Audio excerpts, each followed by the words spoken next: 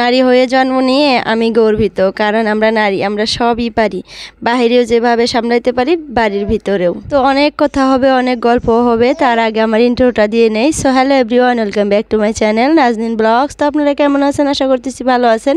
আলহামদুলিল্লাহ, আপনাদের দোয়া এবং আল্লাহর অশেষ সহমতে আমিও সুস্থ এবং ভালো আছি। তো আজকে আমার ভিডিওটা যে যেখান থেকে দেখতেছেন, কাছে এবং দূরে, দেশে দেশের বাইরে, সবাইকে জানাই অনেক অনেক ধন্যবাদ।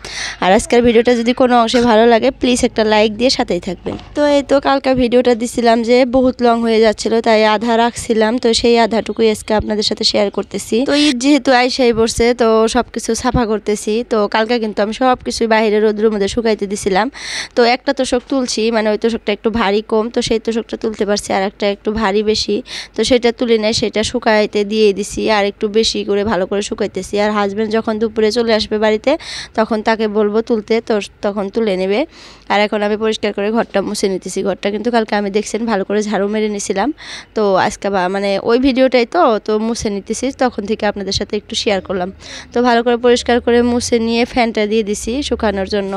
আর যে বললাম যে আমরা নারী, আমরা সবই পারি। তো কখনো কখনো নারী হয়ে জন্ম নিছি দেখে একটু খারাপ লাগে মনের মধ্যে। আবার কখনো কখনো আমি নিজে গর্বিত ফিল করি যে আমরা নারী, আমরা কত কিছু পারি।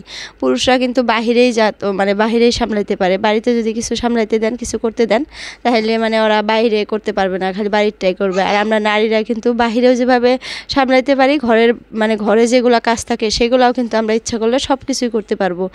তো নারীর দ্বারাই সব কিছু সম্ভব হয়। আর আজকাল কিন্তু নারী পিছিয়ে নাই, পুরুষের থেকে মানে এগিয়েই আছে নারী। তো যাই হোক, বলতে বলতে আমি গোসল টোসল করে আসছি একবারে।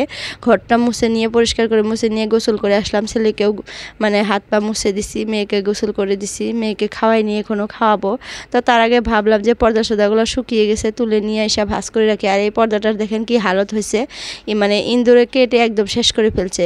ওই যে ড্রেসিং টেবিলটা দেখতেছেন না, তার পিছনে ছিল এই পর্দাটা। তো একটু মানে পিছন সাইডে ছিল যে চিবি জায়গার মধ্যে, তো সেখানে হয়তো ইঁদুর ঢুকে একবারে কেটে কুটে একবারে মানে শেষ করে ফেলছে পর্দাটা। তারপরেও আমি ভাঁজ করে রেখে দিলাম, যদি কখনো লাগাইতে পারি।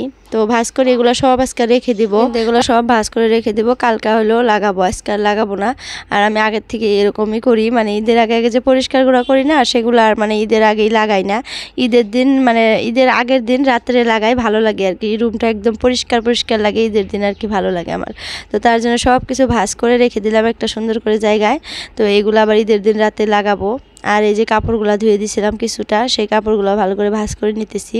তো এগুলো ভাঁজ টাজ করা হলে মেয়েকে খাওয়াবো, আর ছেলেকে ভাত খাইতে দিনে তাকে মানে গোসল টোসল করিয়ে নিয়ে আসছি। আর এই বিছানার চাদরটা ভাবলাম যে পেরে দেই, না হলে ছেলে আবার ঘুমাবে, একটু পরে শুয়ে থাকবে। তো এই বিছানার চাদরটা ভালো করে পেরে টেরে দিয়ে তারপরে ছেলেকে খাইতে দিব।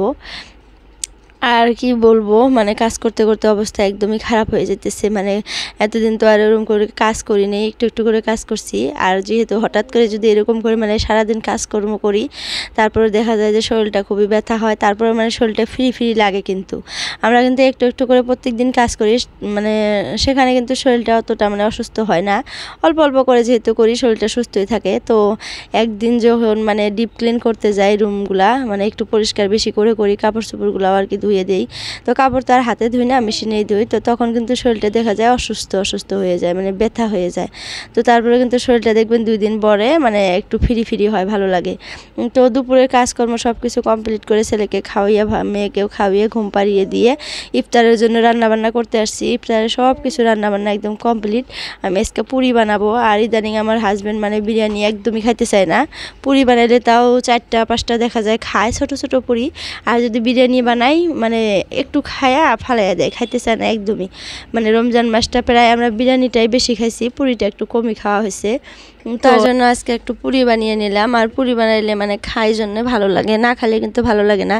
আমরা কিন্তু সব কিছুই খাইতে পারি, সব কিছুই করতে পারি, কিন্তু দেখবেন পুরুষ মানুষরা একটু মানে খাওয়া দাওয়াই করে খায়। কিছু আছে পুরুষ খায়, কিন্তু আমার হাজব্যান্ডটা একদমই মানে কেমন জানি একটা জিনিস বেশি দিন খাইতে চায় না, ভাত ছাড়া। মানে ভাতটা তো প্রতিদিন খাইতেই লাগবে, তাছাড়া যে কোনো একটা জিনিস যদি বানিয়ে দেয় এগুলো আর 2 দিন খাইলে তারপর আর খাইতে চায় না। তো সেরকম, তো তার জন্য পুরি বানিয়ে নিয়েছি। পুরি বানালে কিন্তু একটু কষ্ট হয়, পুরিগুলো বেলতে লাগে আবার ভাজতে লাগে, তো সময়ও একটু বেশি লাগে। আর আগে যদি ভেজে রাখি দেখা যায় যে ইফতারের টাইমে কেমন যেন ঠান্ডা ঠান্ডা হয়ে যায়। তো আমি 5টার ওইদিকে পুরিগুলা ভাজতে ধরছিলাম, তো ভাজা শেষ। আর আজকে একটু ভাবতেছি ফ্রুট দিয়ে ডেজার্ট বানাবো। তো এগুলা মানে বানানি হয় নাই, এবার বানাই নাই। তো আজকে একটু ফ্রুট সবগুলো আছে জন্য আমি ভাবলাম যে আজকে বানাই। আর জানি না হাজবেন্ড খাবে না নাই। তো পরে যেহেতু ভয়েস ওভার করতেছি, তারপরে বানিয়ে দিছিলাম, খাইছে মাশাল্লাহ, বলতেছে ভালোই হয়েছে। তো আমার কাছে ভালো লাগে ফ্রুট দিয়ে এরকম করে বানাইলে। আর বেদানা থাকলে ভালো হয়, আরও বেদানার কুয়াগুলো দিলে আরও টেস্টি বেশি লাগে। আর কলা একটু বেশি করে দিলে বেশি ভালো লাগে, কলা আপেল এগুলো বেশি ভালো লাগে আর কি তরমুজের থেকে। তো বানানো কমপ্লিট হয়ে গেল। ইফতারের জোগাড়পাতি এখন করা প্রায় কমপ্লিটই। তো এখন ইফতারের জন্য একদম জোগাড়পাতি করা কমপ্লিট। এখন জাস্ট খালি মানে ইফতারটা রেডি করব। তো তারপর ইফতার করা কমপ্লিট হয়ে গেছে, এখন রাত হয়ে গেছে, আমি বসে আছি। এই যে দেখেন আমার ভাসুরের ছেলেটা কীভাবে ঘুরতেছে। এখন মাশাআল্লাহ ওরা একটু সুস্থ হয়ে গেছে, হাঁটতে পারে ভালো করে। তো ওদের জন্য সবাই দোয়া করবেন। আর আমার ভিডিওগুলোতে বর্তমানে লাইক কমেন্ট আসতেছে না, প্লিজ একটু লাইক করবেন। আর ভিডিও ভালো লাগলে একটা গঠনমূলক কমেন্ট করবেন। তো আজকের জন্য এতটুকুই। সবাই সুস্থ থাকবেন, ভালো থাকবেন, বাই বাই, আল্লাহ হাফিজ।